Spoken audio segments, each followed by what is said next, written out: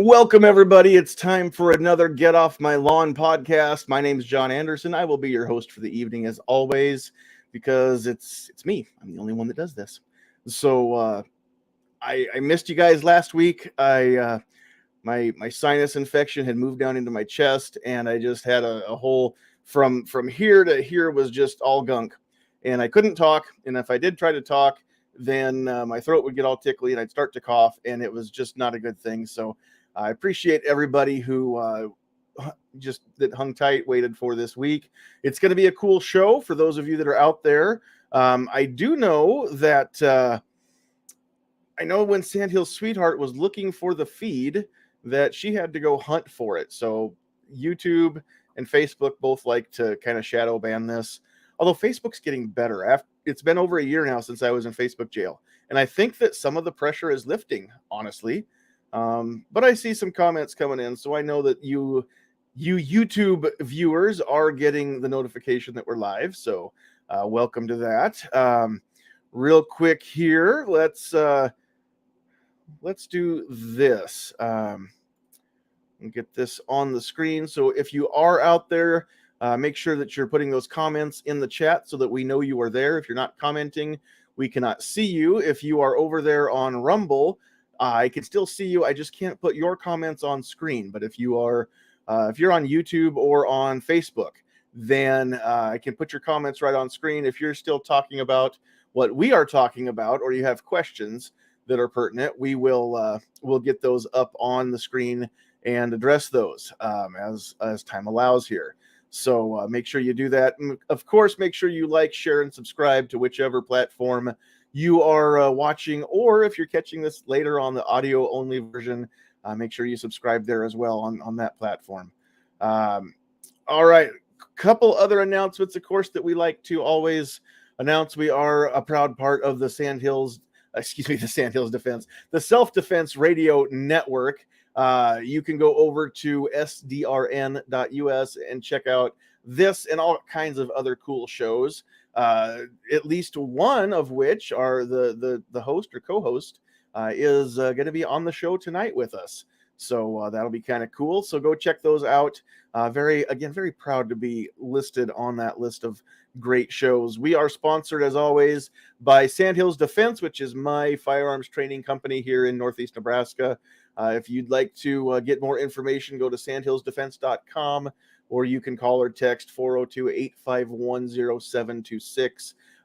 Make sure you follow us over on Facebook over there as well. All right, we've got a few panelists. I believe we may get more as the night progresses. I had a few ladies tell me that they maybe could make it later, and I said yes, absolutely, pop on in if you get some time and you feel like it. So let's say hello to the panelists that we have so far. First up, we have got Brooke Cheney. Cheney? Yeah, Straighten one of me those. out. It doesn't matter. So We've here's the got thing. Brooke.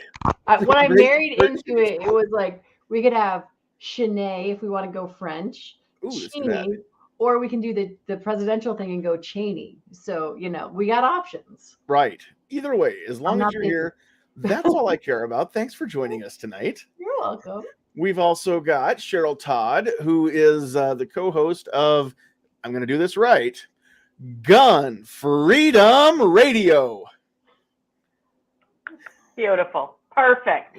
Like I should have just mouthed it so it sounded like it was me coming out of my mouth.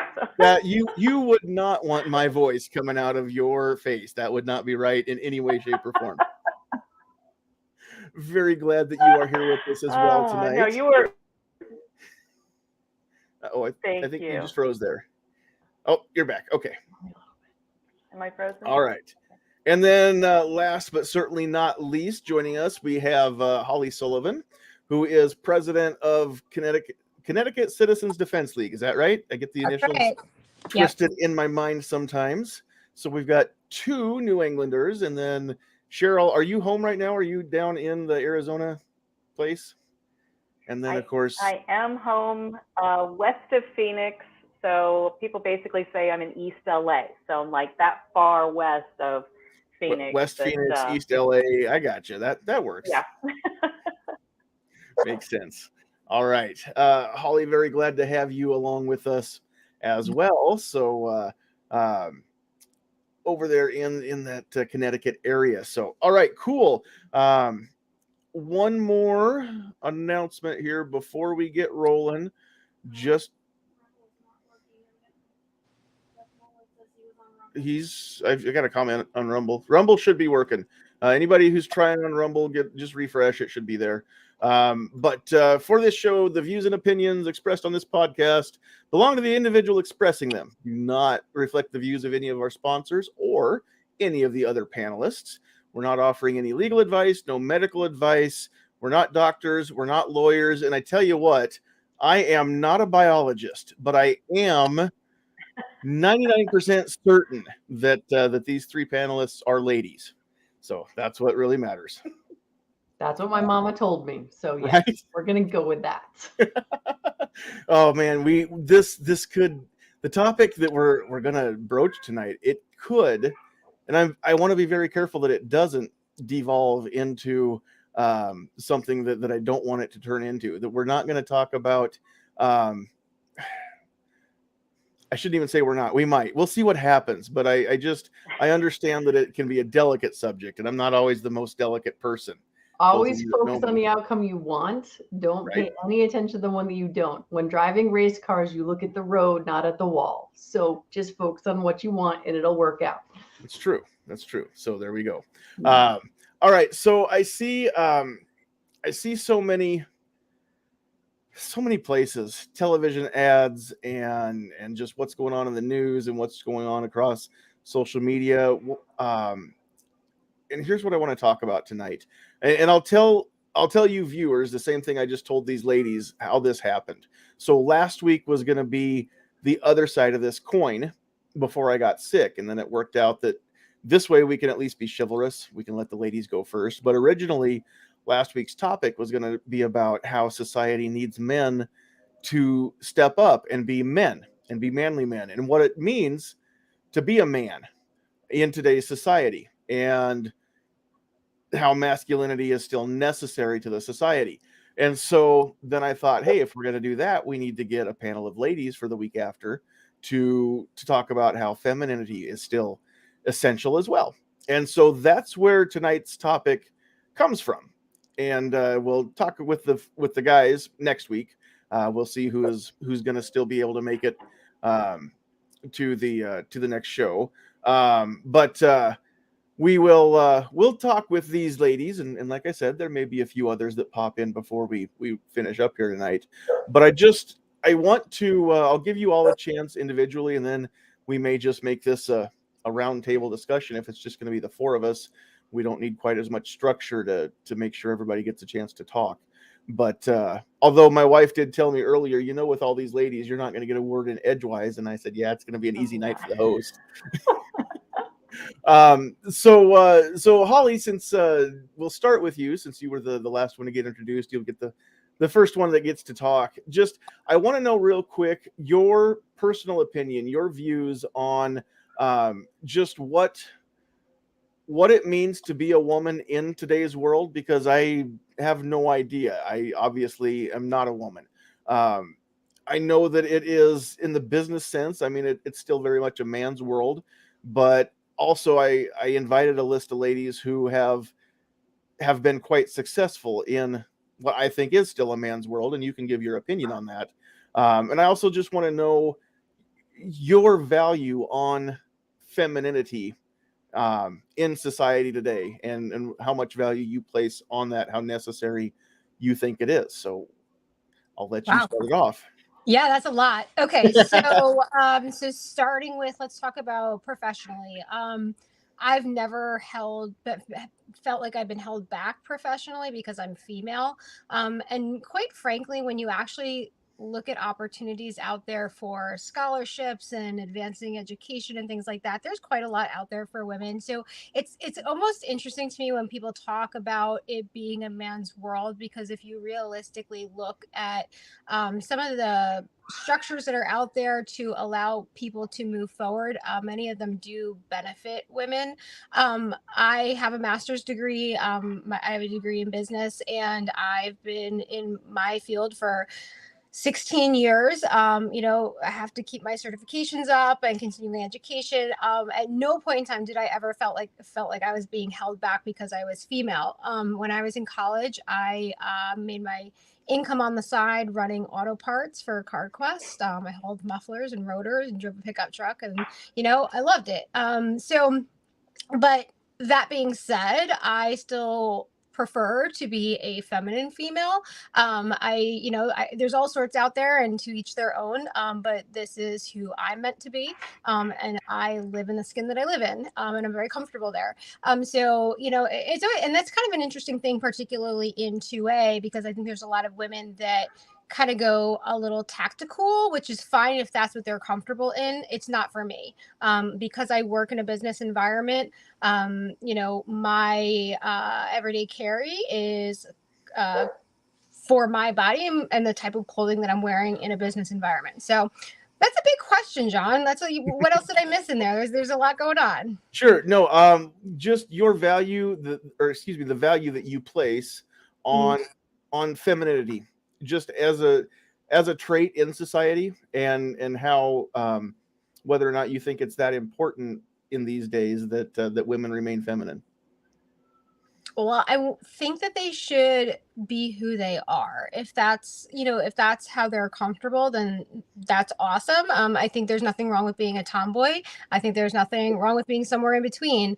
I know how I conduct myself, and quite frankly, I think that there's a balance there. Nobody can be all things, so find your arena. Mm-hmm. No, and that's very true.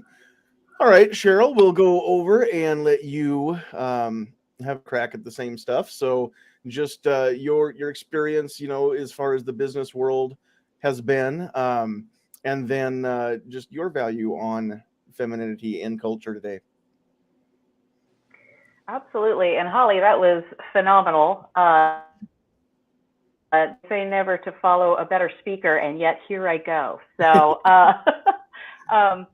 being a female in a male arena, male-driven, traditionally male arena, well, my husband and I have been self-employed the whole time we've been married. We just celebrated our 38th wedding anniversary just a week or so ago. And so, together, he and I have just kind of built our world. Now, as we did that, we had employees, and most of our staff, almost exclusively, were male, and for many years they were older than me. And so there were certain cultural things maybe to work through, but I grew up in a household full of guys. My dad was a single dad, and I had 3 brothers, and then there was me.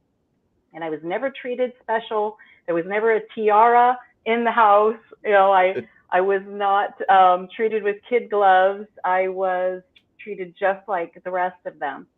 And so I feel like that gave me just the inside knowledge on how to interact with my dad. He was an older male.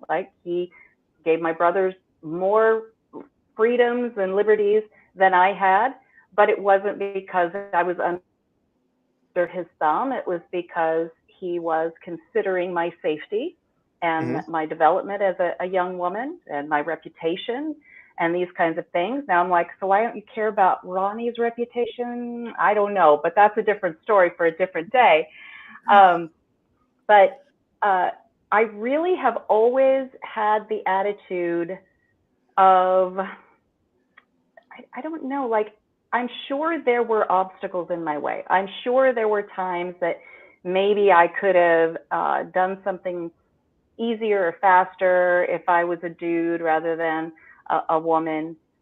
But I don't log those things on my mind. If anything, I've used them to get craftier, right? Smarter at what I'm doing, be better at using my words and my behaviors. I mean, what's my little tagline there? Polka dots are my camo. It's almost like, you know, underestimate me at perhaps your own peril, right? So it's like what I appear on the outside doesn't necessarily represent the level of resolve or strength or you know, whatever grit that I have. And one of my favorite books, it's not terribly old, I think it's from 2014. It's called The Obstacle is the Way, right? It was written by Ryan Holiday. And it really does kind of set your mind up to say, all right, here's this thing in front of you. Is it going to be a brick wall that stops you, or are you going to climb up on top of it and it'll be your launch pad? And so I think it's just my way of encountering the world, that if there were obstacles, I thank the world and I thank God for them, because maybe they help me change my path or do something better. Cool. The other question you had is, ask me again. Just your My value of value femininity or femininity, yeah, still within culture, whether it's necessary. Yeah. So I grew up very much a tomboy, very much a tomboy. I wore my older brother's floodwater pants. I was always taller than him, longer legs, and so I wore his floodwater jeans for many years because my dad's a single dad, 4 kids. He didn't have a lot of money. Played baseball very poorly, but I just enjoyed being who I was at the time. Right? It didn't pigeonhole me. It didn't label me.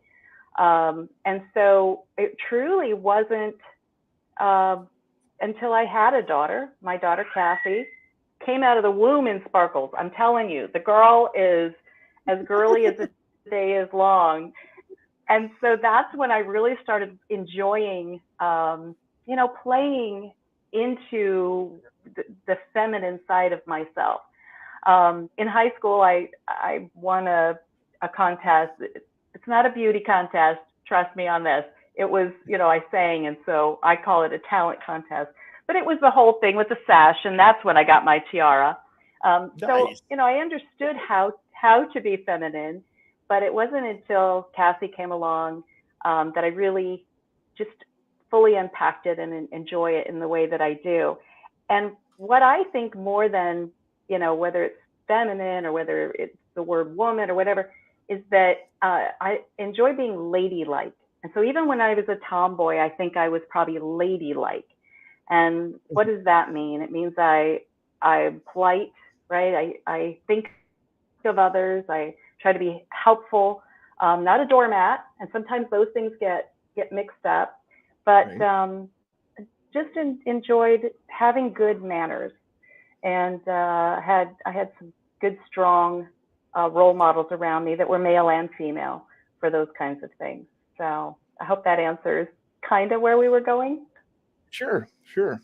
All right, Brooke, we will throw it over to you. And so what's been your experience coming up through the business world, and then the value you place on femininity? So I got my first dirt bike at 6 years old. And I loved going out in the sand pits and riding around with the guys. But I have always loved the fact that I could come home muddy, dirty, take a shower, and throw an evening gown on and make their jaws drop when we were done. So I think being a woman is having all those opportunities to do whatever you want. I was very blessed to have 2 parents who, even though they were divorced, let me believe that I could accomplish anything that I wanted to and to try it all. And we've never had anyone pigeonhole, oh, that's a man's job, that's a woman's job. It's, you want to do it, you go try it. If you can get it done, then do it. And to what Holly was saying earlier, it's like, I've never felt held back because I'm a woman. I actually went to a women's business luncheon earlier, and they were saying stuff like that. I'm like, yeah, I don't feel that in any way. I don't feel this is a man's world. I find that men will do anything for us that we need them to, if we need them to do something. My husband is my partner. I'm not at 38 years yet, but next year, 2024, is our 25th wedding anniversary. And so it's like, yeah, so I'm super excited. Yeah, y'all are invited. You can come. It's August 24th. Just show up with a dish. We're doing potluck. But anyway, but it's just like, so Pink, having been that tomboy, when I was in school, I'm sorry, girls were mean. Girls were just always mean. And I got picked on. I got bullied a lot. And so I hated girls and I hated Pink. And then I found guns. And then I found confidence, because gun girls are fun girls. And I have friends now like Holly and Cheryl who I didn't know existed before. And so the femininity of finding women that are like you, or you have something in common. And this is what I love about the gun culture in general, is because I'm a competitive shooter. I show up at a competition. I have all of these friends. I have all this extended family, because it doesn't matter if we're boys, girls, everything in between these days. None of it matters. It's like, oh, we all like guns.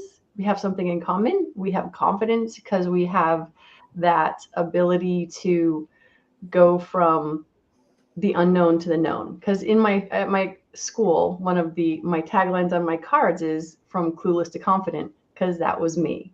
I knew nothing about guns.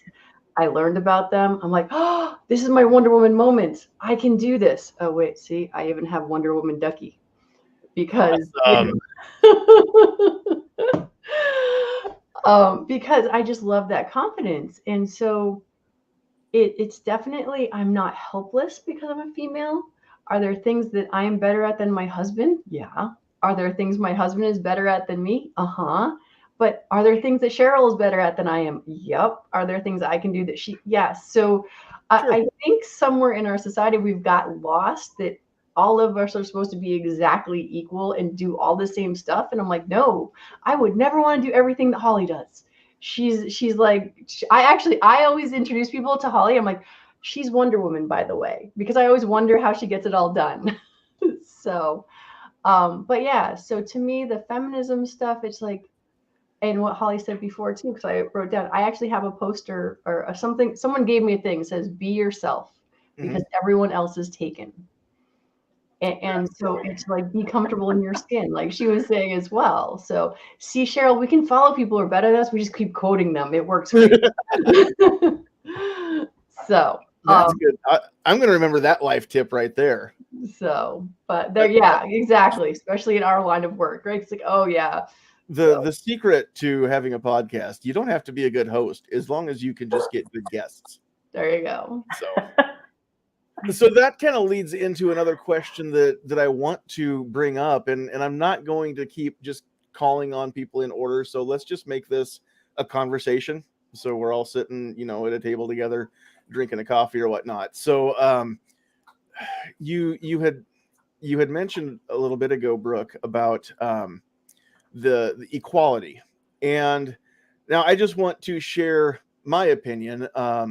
Equality is, in some instances, necessary, absolutely essential, but all things can't be equal. How boring would this world be? No. So we have equal opportunity.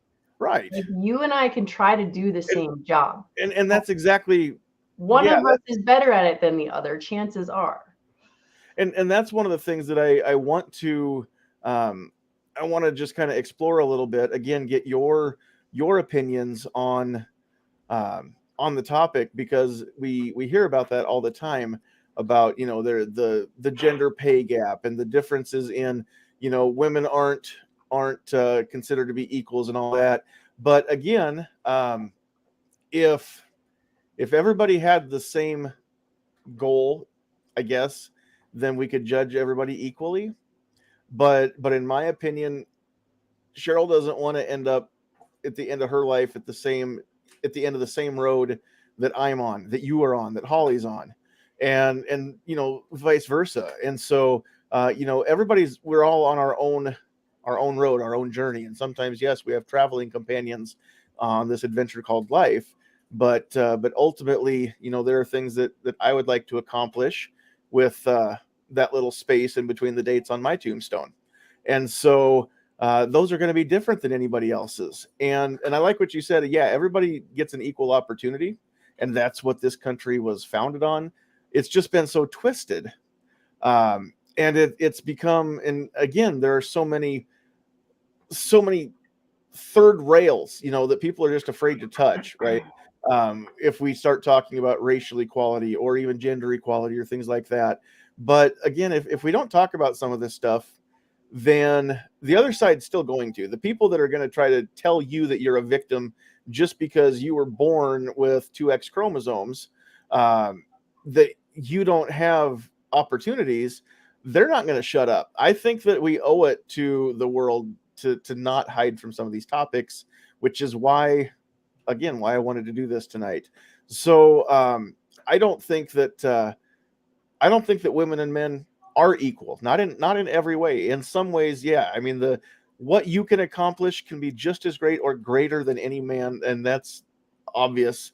Nobody's going to deny that. But at the same time, there's and being a Christian, there's a reason why God created a woman, to be different than the man. And ultimately, my philosophy is, God made the man the way that he did, and we are the way that we are. But then he said, well, we could make some improvements on the next model. And so that's, you are the upgrade. You are, you're like man 2.0, which is why Adam saw Eve walking down the beach, and he's like, whoa, man. And that's how the word came about. I'm pretty sure you can look that up. It's in the encyclopedia. That's the etymology of the word woman. But you heard it on the interwebs, kids. It's true. Yeah, exactly. But I'm glad that there's a difference between men and women.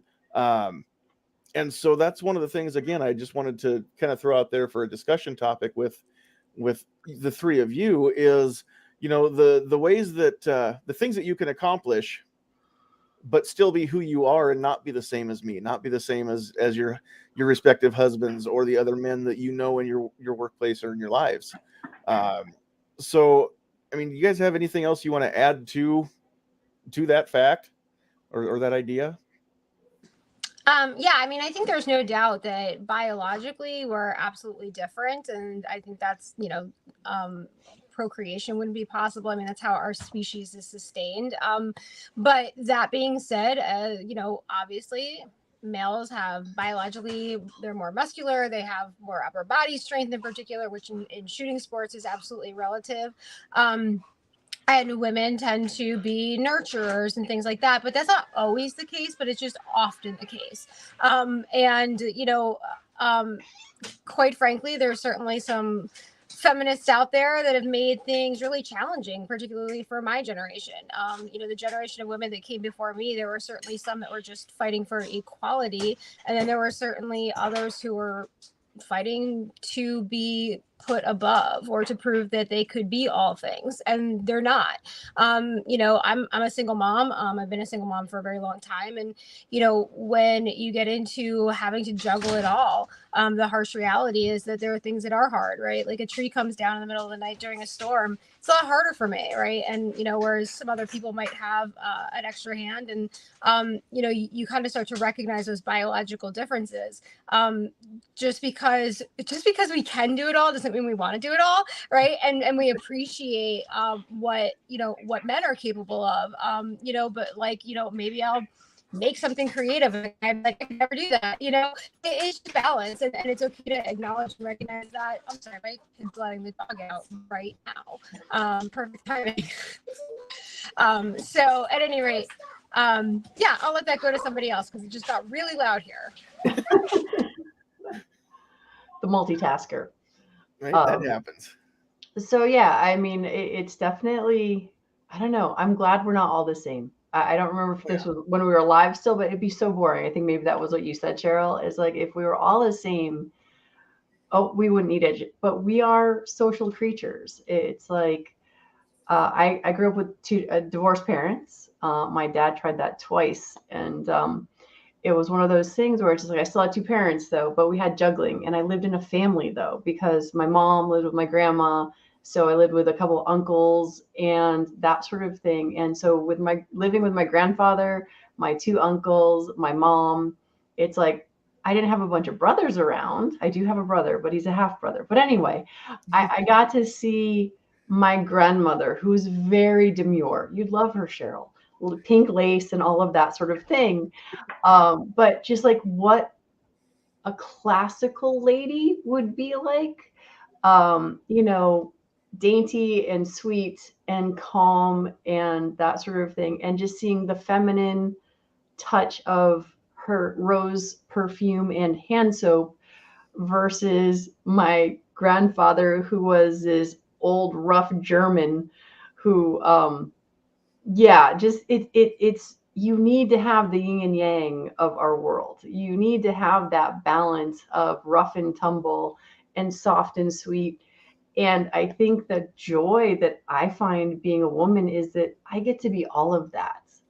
I can go and jump on the tractor and go mow the yard and at the same time come in, get dressed up, go to an event. And I don't know. I like being able to have the opportunity to at least try guys' jobs, but I don't have to be a guy to try a job. And if I happen to be good at it, yay, I can have that. But if I'm not good at it, I don't want to get the prize just because they need to fill a spot that says, oh, we need at least one girl in this position. Right. Yeah, that's very, very true too. I like that. Yeah. And Yeah. and I can just say as the designated dude here on tonight's panel, and I'm not going to speak for every man. I'm only going to speak for this one. But when I finally met the right Mrs. Me, you know, I recognized that she's not the same as me. I didn't want somebody like me. I couldn't put up with somebody that's like me. I've met people that are like me, and I can't stand them. So, but that's the thing that I've realized, you know, with a little bit of age, she can do things that I can't do. Ultimately she's everything that I'm not, and she really does complement my life. Complement with an E, my life, and that's, you know, ultimately when it comes to finding a traveling partner on this journey called life, right? I mean, that's really what you need is somebody who can do the things that you can't do and can be the things that you can't be, because you already are you. You don't need another you. And so I really like that about I like that about my bride, is she brings everything to the table that I'm not good at. And she's so great at, well, I'm not really good at much. She's so great at almost everything except killing spiders.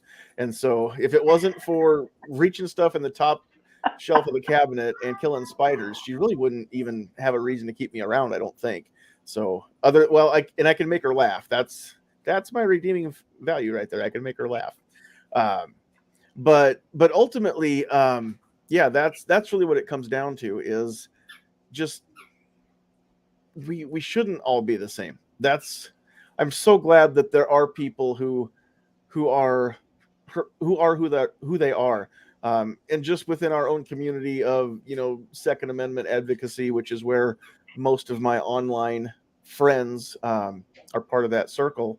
But I mean, we've got, you know, every size and shape of person, every shade of skin.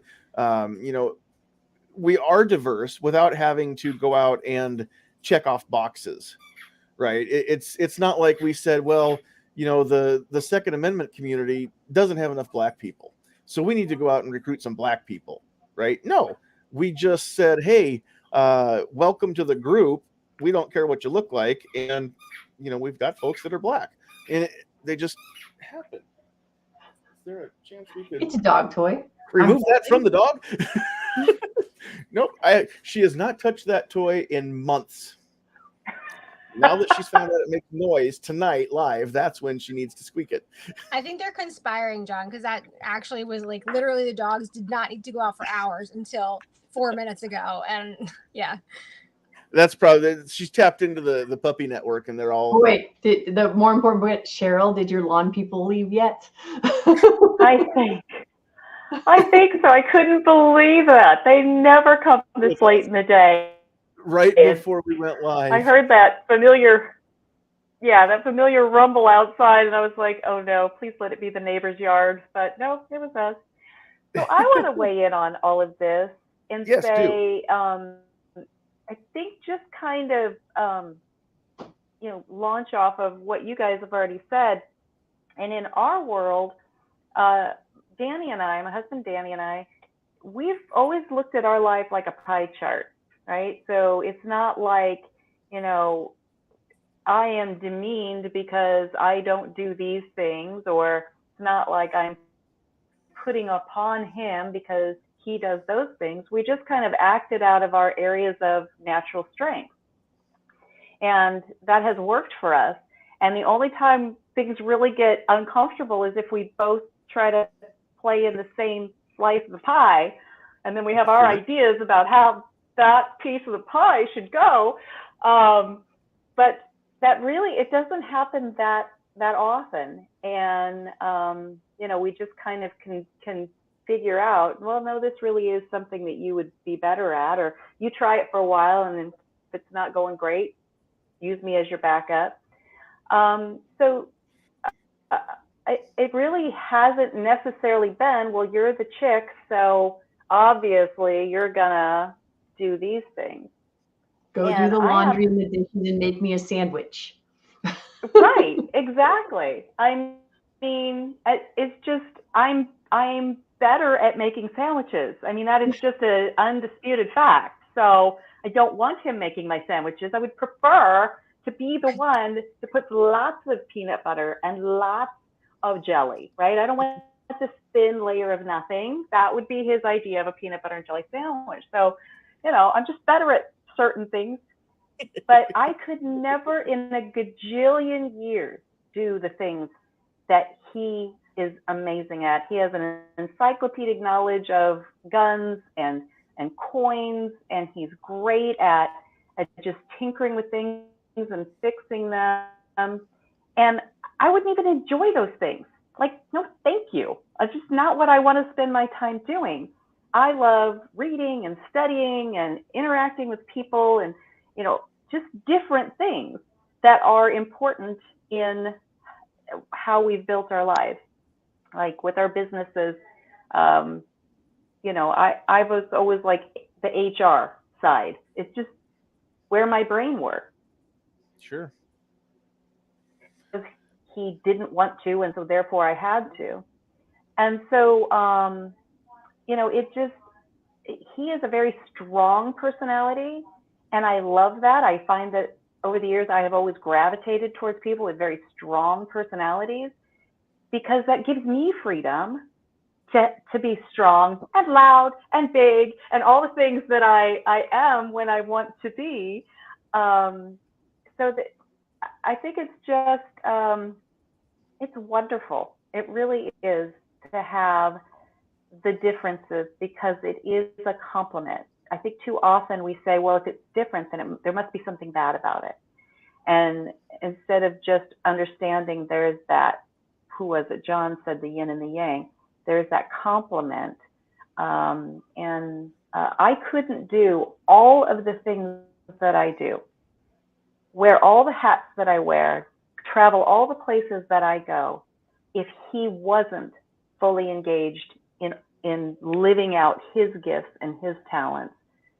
And he is just like, go, do it. It hasn't always been quite that way, because he wants to be with me. So he doesn't necessarily like it when I'm like, all right, see, I'm going to DC for a while, but that's not like, the man is keeping the woman down. It's just, he wishes he could go with me. And how do you hate that? And I can't take credit for the yin and the yang. I think Brooke is the one that said that earlier. But I did miss my chance earlier. I want to say congratulations, Cheryl, for 38 years now. You have resisted the urge to smother him in his sleep. So, as he has for me. So nowadays we have to be so careful about what we say, but people have asked us over the years, it's like, oh my gosh, you live together, you work together, you're now a family business and your adult daughter works with you. Like, how does this work? And I say, well, we all know where the guns and the bullets are. So, yes. we're just in a constant standoff, right? And you all know that you are all proficient. There you go, right? Because they That say makes it creates a difference. polite society. So that's very true. So just kidding. Don't send me emails. I'm just joking. We're not drawing down on each other. Come on. Right. Yeah, nobody's gonna kill anybody. Nobody's shooting at each other. So no, that's really awesome. Okay, so I want to bring up one more, I guess, fairly ticklish subject. But the only reason for me that this is ticklish is because I'm trying really hard throughout these shows, week in and week out, to make my stance very clear on certain topics. And I said in the show description, we're not going to get into a discussion on chromosomes or body parts and whether or not you have to be plumbed a certain way to be a woman, because we actually had at least one trans person who was invited, and she's not going to be here tonight, it looks like. But I was actually looking forward to getting some perspective from Gina's, through Gina's eyes too. But so again, out there for the interwebs and just for the world at large, I don't care. I will be cool with anybody who's cool with me and is nice. The problem that I have is when everything has to be all about just this one topic, even though I'm bringing it up on the show too tonight. But what I'm seeing is that the people who legitimately feel like they were born in the wrong body, which I cannot wrap my head around how that must feel. And I don't know what that's like. I mean, I know what it's like to not be happy with my body. I don't know what it feels like to think that I'm not even in the right one, though. And that's got to be a horrible, terrible, trapped feeling, right? And I know that that's legit for a lot of people out there. And then there's a lot more that I'm not so sure about, but it's becoming trendy. But also what I'm seeing is, with this growing trend of people who I think literally are riding a bandwagon because they can get attention, and B, they can't be corrected, right? So they get a get out of jail free card if they just say that they are this one thing or another. But I'm seeing a couple different things. Number one, I'm seeing that a lot of the traditional female values, the femininity, and the values that go along with that, I'm seeing some of that. It almost looks to me like there's a faction trying to stamp that out in society, and say that that's not even worth anything. And that another thing that I really want to know about is so many of the people that I'm seeing today across social media, that they're making the headlines, that they want to live their life as a woman even though they weren't born that way. They are, in my mind, they're mocking you, and they're becoming a caricature of what it actually is to be a woman. And so I want to know, because I don't think it's right for me to be offended on your behalf. I'm offended on my own behalf just because I don't want women to stop being women. That's my personal belief. But I want to get a few women's perspectives on, do you see the same thing? And if you do see that, what's that make you feel like? Or what do you see instead of that? Maybe I'm the only one. So anybody can jump in and take it. I think I'm going to dive in. And this is a ticklish topic because there are so many people just, the cancel culture people who purposely try to misunderstand everything that someone else does if they have a different opinion. But I don't know that piece is really so different than what we've been dealing with gun advocacy, pro Second Amendment advocacy.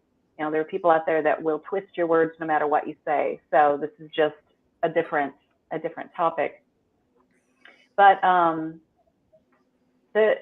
when you mentioned Gina Roberts, and I do so wish she had been part of this conversation. When I met Gina, I saw a human being, right? And I have a few trans friends, like Nikki Stollard. I met a human being, right? And then that human being taught me about who that human being was. Are they kind? Are they intelligent? Are they helping me with this advocacy work that I'm doing? Are they working against me with this advocacy work that I'm doing? That's kind of how I just encounter others. And then when you get to know the human being at a deeper level, so I would say someone like Gina, some of the people that you're talking about where it does feel like it's a thing du jour, or it's like a fad, or it's like a, something that isn't deep inside of them, I feel like that is disrespectful to Gina, right? Because she is just through and through. Like, there's no facade that I've experienced with her. But then there are other people, like you're talking about, that maybe I haven't met them in person, but like at a distance from what I can see from their social media, whatever, it does seem like there's a bit of a facade. And so I've heard this phrase being batted around called woman face. Like, is it comparable to blackface? And I haven't fully unpacked that for myself, because I'm thinking, so I didn't look like this when I woke up. I put some effort into this, right? I'm wearing makeup. Are you in woman face right now? Is that what you're saying? Exactly. So what would that be? I'm still trying to figure that out and be very honest with myself and say, what if they are wearing woman face? And what if they are sort of being a caricature and mocking? Do I care? I really don't. I go back to my upbringing, and that is, kind of that get off my lawn, keep your hands to yourself. My rights only go so far as to where they impede on somebody else. And this weird thing going on out there where there's this over-sexualization that is being put in front of children and sucking children into it, that is a huge hard line that I draw. But that's not everyone that is, in this portion of the population that we're talking about. So it's like, if it's just how somebody feels comfortable dressing, and putting makeup on, well, me too. So why do I care? I don't care. I think it's important. I'd love you every time we have this discussion, I think it's important that we also recognize the fact that I don't care who it is. I don't care what they wear. If they're doing some sort of burlesque, sexualized performance, children should not be there. And it doesn't matter whether that is my hard line. Whether it's a man dressed up like a man dressed like a woman dressed like a woman dressed like a man, I don't care. Or any combination thereof.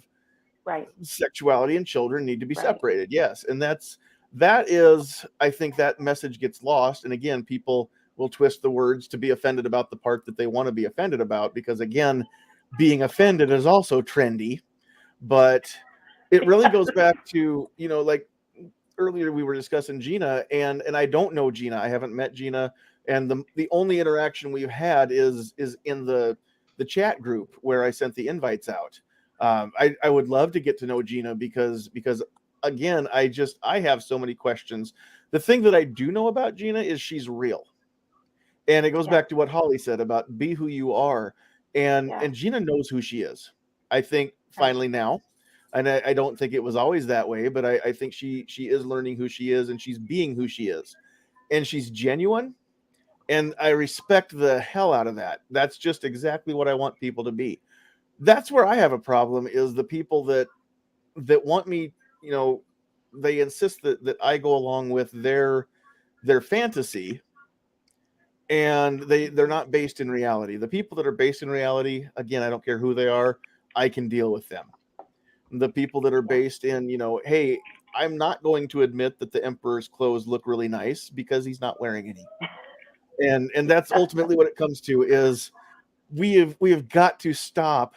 We have got to, all of us, just admit that the emperor is naked and move on Yeah. with our lives. But there's so many houses of cards would come down, I think, across, especially again, the people that are getting Yeah. the headlines. So we don't have time to get into whether or not there's agendas, but I will give Well, let me say one. go ahead. Let me say one more thing, and I hate to interrupt you, but No, go ahead. you know, my whole lane. I volunteer away every hour of my day. My daughter does the job that I used to do in our place of business, and my whole lane is Second Amendment advocacy and trying to, you know, renormalize self-protection and gun ownership. And so any community or any individual who is part of a marginalized community, they should be standing up for every single syllable of every single constitutional right, most particularly the Second Amendment, right? So I've started hearing a lot of trans people out there. Well, there's my son-in-law. Hello. I've started He tried to be quick. He hearing really did. trans people. It's like he's in a black shirt. He's like, you don't see me. Trans people say out loud, we need to start protecting ourselves. Well, they can be our allies. Why would I put up any barriers to that, as long as, again, they aren't on the other side of that line where they're trying to sexualize kids? Because I have, you know, grandkids, and I'm very protective of that. But some I'm hearing out there saying, like, well, we need to arm ourselves and go do something, like go hurt people for some reason. I don't know what that's about, and of course I would never be for that, no matter who they are. With makeup, no makeup, whatever. But if somebody is really feeling like, oh, I finally understand why we need to have these rights and need to have these tools and need to have this training to use them effectively, yes, you know what I'm saying? Yes, come in and let's talk, and let's find out, how do we help each other. So I didn't mean to, you know, interrupt, but I just wanted to be sure I had said that piece of it. That's so important. And again, our community is, if this community can welcome me with open arms, it'll welcome anybody, I guarantee it.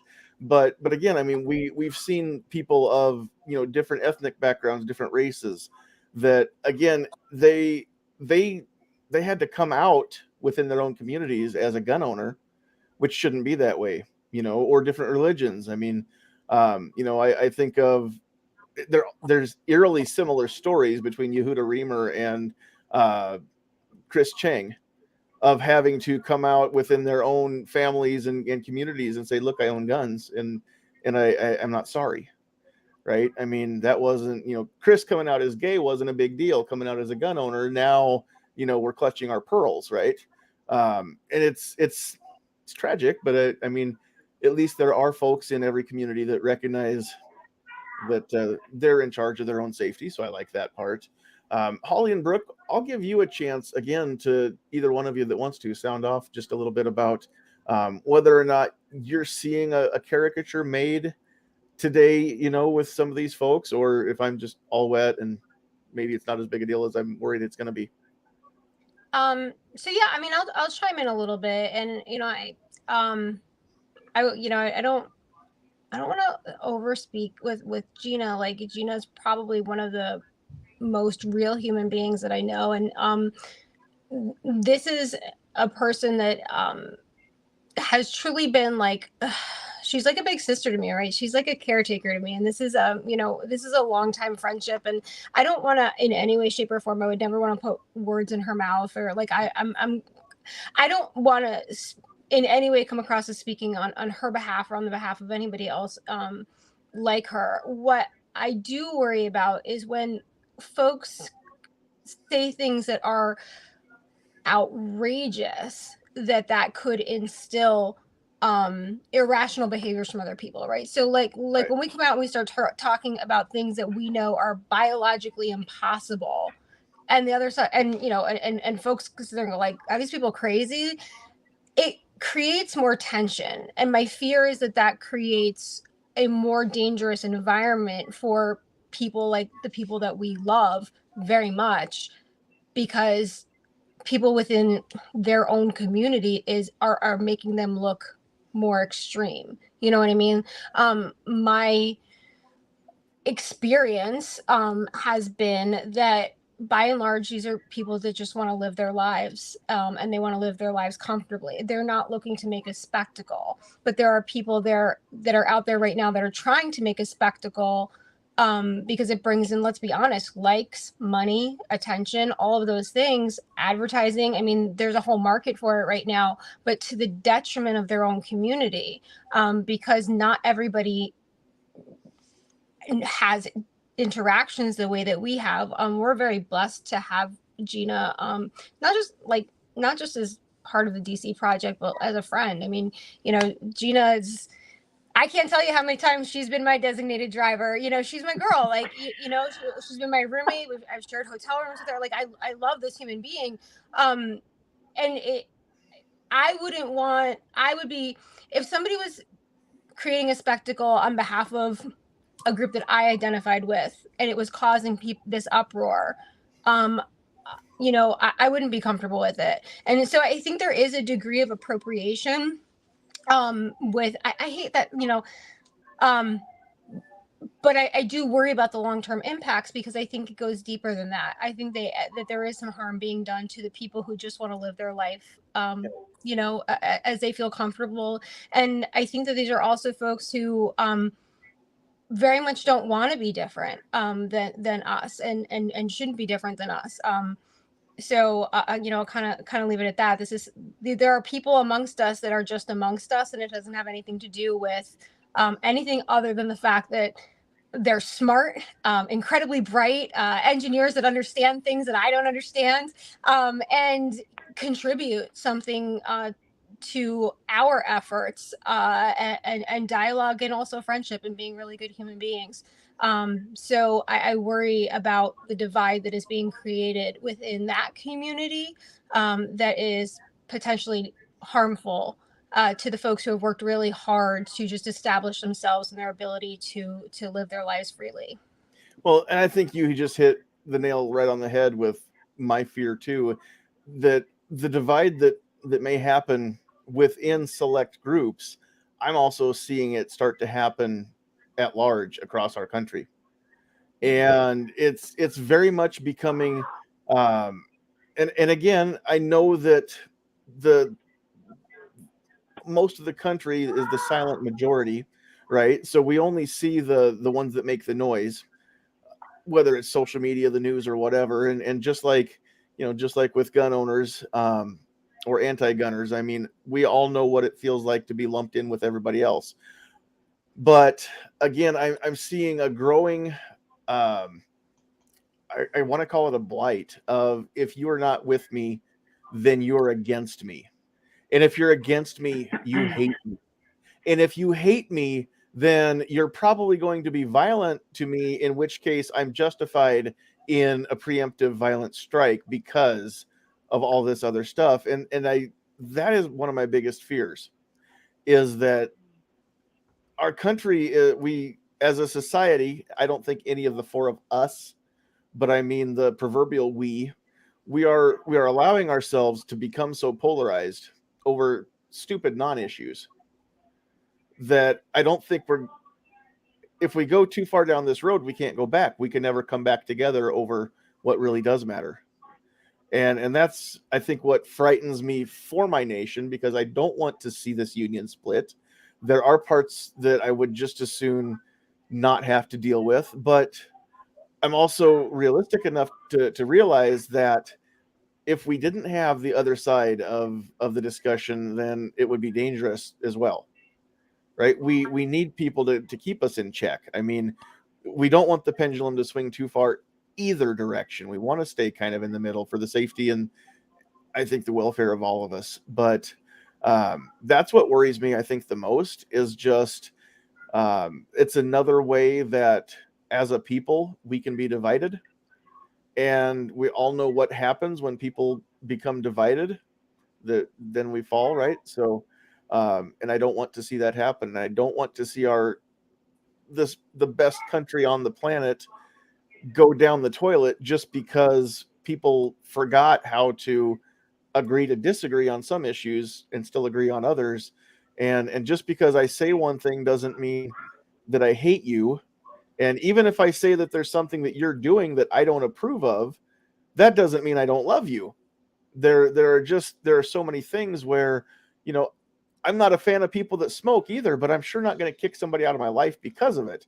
I'm just not going to admit that welcome back, Cheryl. I'm not going to admit that smoking is good for you either, because I do care about you. So, but I'm not going to. You're a grown adult. You make your own decisions, right? You're the one that has to live with the consequences of smoking. And there are so many other things that, you know, that's always my go-to when I try to explain this. I can say stuff, and that it might be offensive to somebody, but that doesn't mean that I don't like them, that I don't respect them, and that I don't care for them. It's just this can be true, and so can this, and they can't exist in the same space. So many people have lost sight of that, I think, and so I do welcome. Again, I know I say this week in and week out, but the 2A community, I love being part of, because again, I get to show up as I am, and even the people that don't like me love me. And so it's, you know, I'm just glad that everybody's here for working for the same goal, and we don't lose sight of that, you know, and we understand that there are things that you three can do. Sometimes, and I say this a little tongue in cheek, but mostly serious. Sometimes I'm very envious of the way that the power that you three have that I don't have when it comes to testifying on behalf of the Second Amendment, whether it's in a legislative body or just at a rally, or you know, just having a conversation in the grocery store line. But an old fat white guy with a beard saying stuff, you know, I'm yesterday's news. You three are where it's at. You are today's gun advocates, and I'm cancelable. But you three, again, now maybe this is a little bit of inequality. Y'all have stuff better than I do. You know, you've got that woman privilege, maybe, that you can't be canceled because the message that you bring isn't coming from an old fat white guy with a beard. And so if this is the way that our society is going to work, then yes, power to all of you who are strong and courageous enough to take that Second Amendment gospel out to the masses, and you're not afraid of the naysayers, you're not afraid of the vitriol that's out there. And so again, I mean, anybody who does Second Amendment advocacy work, and that's not every gun owner by far, right? Because it's hard. We'd be in a much better place if it were every gun owner. We'd be in a much better place if it were. You're right. I agree. But we all know that it's hard for some people to stand up and rock that boat. And I get it. People have their own reasons why. And I have some good friends who, for the most part, they try to just kind of keep their head down too, because they you know, the sacrifice, it's not worth it to them. And so I'm glad that we are here. I mean, that we can't, I don't have anything to lose by running my mouth so far. It's what I do. It's what I've always done. Now I have the internet. Haha. But I just love the fact that we can get this word out, that we can have these conversations. Again, I had no idea if this was even going to be a successful conversation or not. But I didn't know for sure who was going to make it and who wasn't. But every week before we go on the air. You know, my prayer is just that the show goes well and that it reaches the ears that it's meant to reach. So I just trust that one day we'll balloon up and we'll go big, and that'll be the right time, because it's clearly not the right time now, because this is still the best show that nobody's watching. Real quick before we wrap up, did anybody have anything else you wanted to add? Brooke, did you want to throw anything in there on that topic? So I have been blessed to have friends from all walks of life for all of my life.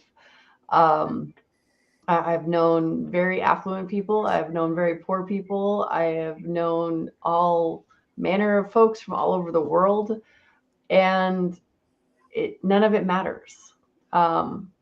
In that, like you said, if you're nice to me and I'm nice to you, I don't care who you sleep with. I don't care what you call yourself. I believe that God said, love thy neighbor. Nowhere in there did he say that you must like them. Mm-hmm. So that's what I live by, is that, you know. That's a nuance. So I believe that every life is precious and valuable. And we have lost that inability to, well, no, some expectations have grown. I was a bank teller back in the early 90s. And I had a very butch lesbian as a coworker. And every Saturday morning at 10:01, this little old, like 87-year-old man would come in and he'd say, "Good morning, girls." And then he would just waddle into the bank manager's thing and have his morning chat with her. And she would get so indignant. "I'm not a girl, I'm a woman." And I'm like, she was choosing to get mad because he didn't comply to her expectations. And that was back in the 90s. And I think all that we're seeing now is more of an explosion of that behavior. Of, you're supposed to know my rules and make sure that you call me by the things I expect you to call me by. And if you don't, then obviously you're wrong. And it's like, no, you forgot to tell me what I'm supposed to call you. You didn't give me any grace to let me know. And I have friends that have changed their pronouns and that sort of thing, and they are graceful, and they do remind me, like, dude, you called me a girl again. I'm like, I'm sorry. It's the intention, and again, it's just like the grace and the understanding, the ability, like you said, to agree to disagree. Which, when Holly and I went and saw Mr. Murphy in DC that first year, Mr. Chris Murphy and Holly and I all agreed to disagree that day. So. We sure did, and every day since then. So, but yeah, I mean, I think that's it. Is like, it's not new. It's just gotten worse, I think, and that, you know, it's so important for us to understand my rules are not your rules, and your rules are not mine. Yeah.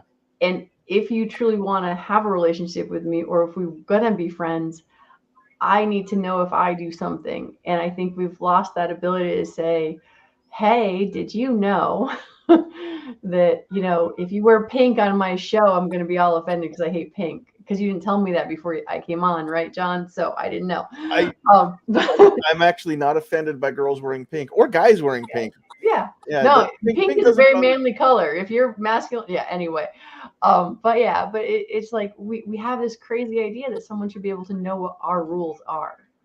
And it's like the most insanity that I think I've ever heard, especially being a victim of sexual abuse, is like when a New York law university wanted to take the word rape out of the vocabulary because it was offensive. And I'm like, I'm sorry, being raped is offensive. I think we should keep it there.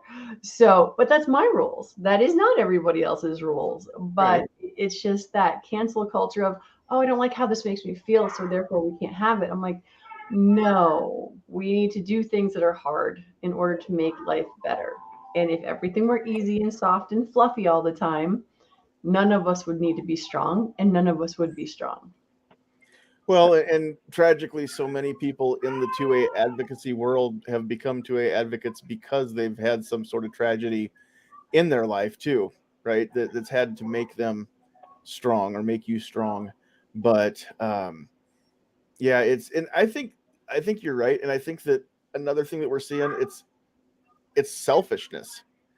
I have my boundaries, but I don't care about yours. Yeah. You have to respect my boundaries, but yours don't matter because me, I, right? And that's, I think, a huge catalyst as well, which goes kind of back to the whole participation trophy world that we live in now. I do have a couple comments that I want to put up on screen, and then Pete over at Gun Websites did have a question as well. Sheriff Smith out in southwestern Nebraska says his grandmother gave him great advice. A woman should be a queen and nurturer at home and a lioness in the world. A man should be a king and a provider and a protector in the home and a lion in the world. And I think that's pretty cool. Never once did she say there were men's jobs and women's jobs. And I'll even talk a little bit about my wife's grandma. My wife has a tattoo, one on each upper arm for both of her grandmas that are passed away. And one of her grandmas was she 90 when they were sorting cattle? Was she 90 or 90? 80? 80 years old, still living out on the farm. They were sorting cows, and she got knocked down and run over by a cow out in the corral. And she said, they picked her up and cleaned her off and took her into the house. And she said, I'll be fine. Give me an aspirin and a cup of coffee and let's get back to work. They insisted she go in and get checked out. She had a punctured lung, broken ribs and a punctured lung. And this is the woman that raised the man that raised my wife. And so when she was trying to figure out what tattoo she wanted to get to honor that grandma, we found a sign somewhere that was exactly dead on. It said grit and grace. And that's, I think, most of the women that I know and that I respect have got both qualities in their character. They've got the grit and they've got the grace. So I really like that too. Pete wants to know if your grandmas were on this panel, what would their opinion be of the state of the Second Amendment in 2023? Cheryl should go first because she's got to leave. I do need to jump off. So yes, thank you for letting me dive in there. So my grandma was all of 5 foot tall. We call her little grandma. She was a tiny little thing, but I mean, she was grit. She was definitely grit, and very just tough-minded and those kinds of things. But really, guns were not even a thing in our discussions while I was growing up. Now, once I became an adult, I think she passed away maybe 15 years or so ago. And so really it was before I was doing all this work that I'm doing now. So I'm not sure what she would say, but because she was so tough-minded and she probably would have been, somebody to say, get off my lawn. I think she would be insulted at the trampling of the individual's liberties to just live their life the way that they want. So I think she would be indignant. I think she would be angry and vocal if that was something that was in the forefront of her mind, that somebody was trying to impose upon her and try to stick her in a box where there was less freedom. So I think that's the best answer I can come up with. But Pete, you always have good questions. Thanks for that. And I really do need to jump off. John, this was awesome. Thank you so much for this. Hopefully betcha. Cancel culture will be too distracted to come in here and try to find reasons to be mad at all of us. But I feel like we were very respectful and forthright, and it was very fun. So I love you all. Mwah. Miss Brooke, you're amazing. I want a bumper sticker of whatever that was you said. You have to love everybody. You don't have to like everybody. So. Oh, yeah. So God said you had to love your neighbor. He didn't say anything about having to like them. Love it. And Miss Holly, you hug that amazing daughter of yours, and we will see you at the GRPC very soon here in Phoenix in September. I can't wait. We'll be there too. Bye, guys. Good night, Cheryl. Good night, Cheryl. Fantastic. Mwah. So yes, now I will let the two of you go ahead and I'll just put this right up on the screen here again. I'll let you two sound off as well before we wrap it up here. Brooke, you want to go first, or? Sure. So my grandmother, that I didn't know very well because she was dead by the time I was 1 year old. However, she was 1000% into civil liberties and civil rights. She worked with Martin Luther King, and they were part of our family.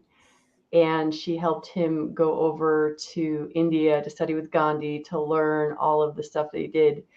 And in my grandmother's time, she had a Black pianist. And this was still when the whites could go in the front and the blacks had to go in the back. Blacks had to go in the back. And my grandmother was on Broadway and traveled the nation. And what she would do pretty much everywhere she went was that during rehearsals, they would follow all the rules. On the night of the performance, she would make sure that Josh White would walk in with her in the front. And anytime that they said, oh, no, he's got to go in the back, she said, well, I guess you don't have a show tonight. So my grandmother was Spitfire when it comes to civil rights. So I think she'd totally be up in arms, and I believe that she would be proud of all the work that all of us women are doing for our Second Amendment rights. And I think that she would be right there with us because she did lots of amazing things. And so that's what I know of her. That's awesome. So that's what I think. Go ahead, Holly, your turn. Well, let's see. So my grandmother did see some of the work that I've been doing. I'm a third generation gun owner, probably, I mean, I'm sure far more than that, but that I'm aware of. My dad was an NRA member. My grandfather was an NRA member. It's in our blood. And so my grandmother saw a bit of it. My grandmother lived to be 100, but her mother lived to be 108. So, she did see some of it. And I think probably if she were to be talking about what we're doing, I think what she would most likely relay is using our voice as women in probably back to kind of the core of the premise of this conversation is what do we bring to the table? Is that we come in as really the opposite of those that are just pitching a fit about what they don't understand, right? So we're a group of women that come in and we can speak to public policy and why things should not be implemented into law. We can, speak to being mothers, and we can speak to being protectors of our families. So I think really, I've definitely taken on a lot more responsibility in this arena since my grandmother's passed, but as really a woman that she was very classy. She was the opposite of the grit. She was the grace, and she was very eloquent and she was very thoughtful. And I really think that if she were seeing it now, she would really be driving home and reinforcing to use the voices the way that we do try to do. We really didn't really talk a lot about how a lot of us know each other. We should probably touch on that really briefly. So Brooke and Cheryl and I are all part of a group called the DC Project, and the DC Project is Women for Gun Rights. And we have for now, 8 or 9 years, been going to Washington, DC to advocate for Second Amendment issues and really being that different face and voice and being a logical and well-informed group of women that can actually talk about the issues. We don't just demand action. We actually are there to have a conversation about public policy and why things should or should not be implemented. So I think that my grandmother in particular would really be driving home not just the raw, like, go get your gun, but really kind of more that, cerebral position on, make a good argument, be well prepared, be classy. And I think that would probably be my grandmother's reflection on what we're doing. And I think that those are all things that are very well represented amongst all of the women of the DC project. I would definitely second that. And yeah, I hadn't thought much about it, but um, all of the women who I sent an invite to be part of this panel, and then all of the ones that I thought about when it was way too late of why didn't I invite, this person and this person, although I couldn't put everybody on here even if they all came in. I can only get, I think, 10 on screen, right? Yeah. Time and just space on the screen. But all of you ladies share that quality, the class. You are all classy people. And I think that just personally, if there's a female that I have respect for, they're going to be a classy person. That's just how I operate. But that is something that I do appreciate in all of my female friends, whether they're in this circle or other circles, and doubly so in my wife, because I hadn't thought about it that way, but that's definitely a very, very welcome thing. People, men, women, whoever you are, be classy. Figure out what that means to you and then be that. Very cool. I like that. All right, we're going to wrap things up. I know I'm keeping Brooke up way past her bedtime. She said she was going to bow out 30 minutes ago and she's still hanging in. So I appreciate that. But we will give you a chance to give any closing thoughts. And then it would be time for what I call the shameless plugs. So all the things that you want to share that you're doing or of which you are a part, go ahead and bring all that stuff up and take all the time you need to list them all, because I know that you all, both of you, you're part of multiple different cool organizations and groups. So Brooke, we'll start off with you with closing thoughts and then shameless plugs. All right. So one of the things you touched on was the coming out, and how for Chris Chang it was easier for him to come out as a gay man, as an Asian gay man, than it was to come out as a gun owner. Especially an Asian gun owner. Yeah. So it's one of those things where it's just like, here at a Great Start Shooting School, my students are the same. It's like I have teachers, I have lawyers, I have doctors, I have nurses, I have police officers, and it's just like, well, the police officers people know. But anyway, but it's just sort of funny because it's almost sad actually, because there are teachers that come to me for training all the time like, I can't post a review on your school because I can't let anyone know that I was ever here. And so it's just like, we need to figure out how to accept people for who they are and what they are. When I was at the Women's Expo at the Capitol this morning, or the Women's Luncheon, it was funny. People were like, oh, you do this? And I'm like, uh-huh. And I'm just like, I just take the monster out of the closet. Guns may not be for you, and that's okay, but at least come try to understand them a little better. So that's what I do at Great Start Shooting School. I try to take women from clueless to confident around firearms. And if it's not for them, it's not for them, but at least give them a welcoming place to try it in a small atmosphere, not a big, loud, noisy gun range. I'm going to be in Bridgeport this weekend at the Better Home and Living Garden Show and Women's Expo. I have just finished up one of my instructor classes last month, and I'll probably have another one in the fall for people who want to become instructors. I have a really cool instructor coming to visit here in a couple of weeks. I think it's like May 21st or something, and we're doing an all-day class if you really want to work on your holster work and trigger control. And there's a secret at the end of class, but I can't really tell it because then it won't be a secret. But you're going to be impressed with how much you can improve your trigger control and your aim by the end of class.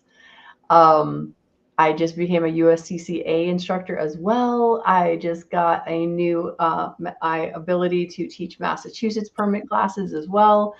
It's been a busy year already. So, but yeah. Saturday, Suicide Prevention Saturday. Every Saturday at 9 p.m.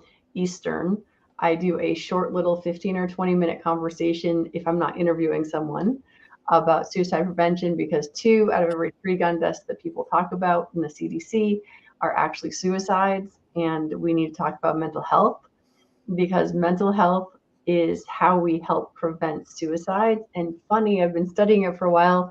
The stuff that helps prevent suicide is actually the same stuff that actually helps prevent violence.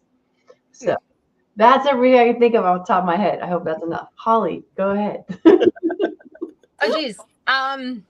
So in closing statements, I think, if there's one thing that viewers can kind of take away, be kind to other people in the 2A community. I've learned it myself. People are going through a constitutional journey, as I like to put it, right? So you can kind of come into this, and many of us have, and you kind of go like, well, I think I support this, but I'm not really sure. And like the more years that you put into the work, the more you understand how it all works together. So a lot of the time on social media, it's very easy to be very cruel to other people and just say, you suck for X, Y, and Z reasons, but help them through it, help people understand like how you got from A to Z, and let them, kind of figure out how they're getting there. And I think that's one of the things that in our community, we could do a much better job at, because we tend to alienate people. Like we're talking about, people, we talked about people coming in from different backgrounds and things like that. You can't pounce on people and expect them to know what we've, put a decade into or whatever it is. And the same thing goes just with females and whatever, however they come across, accept them as they are, and help them on the journey, because what we're doing is not about, being part of a club. We're trying to mold and shape government for future generations. And really, at the end of the day, I mean, this is where I am in my constitutional journey. We're trying to preserve a nation, and we understand that this is a fundamental challenge for us, that if we lose the Second Amendment, so much more can go with it. But a lot of people aren't there yet. So instead of judging them and chastising them online, help them through it, teach them why, explain to them why, small things like why bump stocks could lead to ancillary, other things becoming unconstitutional. Like help them through the why. So, and I think that will make our community stronger. And then what was the next part? What do we do? Yeah, shameless plugs for the things that you're involved with and that you want to get the word out. I mean, really, the most, anybody who knows me, CCDL is pretty much my life. It's the Connecticut Citizens Defense League. It's a full-time job. I mean, it's not my full-time job, but it is a full-time job. Connecticut is a perfect example of how things can go wrong. 11 years ago, we were a relatively free state. It changes overnight. And know that can happen in your state as well. And so for folks who are here in Connecticut, I know, Brooke's been up at the Capitol. We're all doing everything that we possibly can do to stop some really bad public policy that is, quite frankly, our public policy here is being replicated at a federal level. With Ethan's Law and all the other things that they're looking at. They're looking to us to see how far they can go. So CCDL is, I'm just so proud of it. More than 40,000 people in a teeny tiny state that are really doing their damnedest to kind of hold the line. And these folks work so hard, and they do it out of the bottom of their hearts. And I hope that, folks will support it, check it out. And, just know that, like, this isn't, it's hard on people. It's hard to get to get volunteers up there for people like Brooke to go to the Capitol, or, to be there, and for all the people that are on the boards and the committees and all the time that they put in, support them, because they're working their tails off to try to preserve not just the rights for those of us here in Connecticut, but like we're trying to we're trying to contain the cancer, for everybody else. So, it is truly a community, and hopefully you could get some viewers out there. Sign up ccdl.us, become a member. It's free to become a member. We welcome you, and watch what's going on. Donate too. Yeah, certainly donate too. But watch what we're doing here, because like the concepts that are being thrown out in states like Connecticut and New York and California, like this is coming to a town near you. It's just a matter of time, and you're going to have to fight it too. But we're doing our damnedest to hold the line. So cool. I'm very proud to be a part of a very similar group here in Nebraska. Shameless plug for me, for those of you that aren't aware, and if you're watching this show, you probably already know this, but yes, we became state number 27 yesterday. So it was super cool to I hadn't met the new governor. In fact, it's the first governor of Nebraska I've ever met was yesterday, and got to shake his hand right after he signed LB 77 into law, which is our constitutional carry bill. It will take effect, I believe September 10th is the day that it goes into effect. But yeah, it's so great to finally get a win. And I've been part of Nebraska Firearms Owners Association for 3 years as a board member. And for 3 years, I know what it's like to lose. I know what it's like to drive to Lincoln, and then to testify at a committee hearing, and then whether or not I can make it back down for any debate, to watch it, on a live feed and watch it die a slow death of not enough votes to beat a filibuster. I know how that feels a lot. So I don't know how to act now. It's the first win that I've had in my tenure as a board member for NFOA, and it's new. It's uncharted territory for us. We're super happy. I believe we will have most or hopefully all of our board will be at GRPC this year. So if you see a group of about 7 people that I'm in walking around just like we own the whole world, that's because we're pretty proud of what we have accomplished, and we have realized that we stand on the shoulders of everybody who went before us too. This has been a long journey in Nebraska, but it can get better. And a lot of people think Nebraska should be a shoo-in. Why weren't we in the first 10? Because we're Nebraska, but we're such a purple state when it comes to laws that matter, including our rights as firearm owners. So keep that fight up. I know it can get discouraging. I know that Lincoln is different than Hartford, and it's completely a whole different critter in most of New England. I get that. So when you need some encouragement, make sure that you find somebody to build you back up, because you deserve it. All of you out there in all of those states, that it's a constant uphill battle. That just know that you are appreciated, and that even those of us that have maybe a little easier journey, we recognize what it takes for you to just keep getting up every day and put one foot in front of the other and go back to that grind. So we appreciate that. Pat in a bunker is out there. Normally he's one of our panelists, but I didn't want him uglying up my panel of pretty people tonight. So he just dropped us a super chat. Says, stay safe, carry a weapon. Thanks again, ladies. So thanks, Pat, for that. We appreciate you. All right. And as far as shameless plugs for me, I mean, I don't really have any closing thoughts. You guys know how I feel about most of these topics. And I've thrown my thoughts out throughout the show. So if you're coming in late, go back and watch the beginning and catch all of it. Again, if you're in Nebraska, you need to be a member of Nebraska Firearms Owners Association. Also free to join. We don't charge any dues. Also, absolutely, we'll take those donations, but we don't beg for them. If you sign up for the emails, you don't get an email every other day saying, hey, if you don't send us $10, you're going to lose all your guns. Some organizations that you know who I'm talking about. I don't have to name them. They're out there, right? But we're not that. All right, so let's go through the list real quick. I think on the Facebook side, who did I see out there?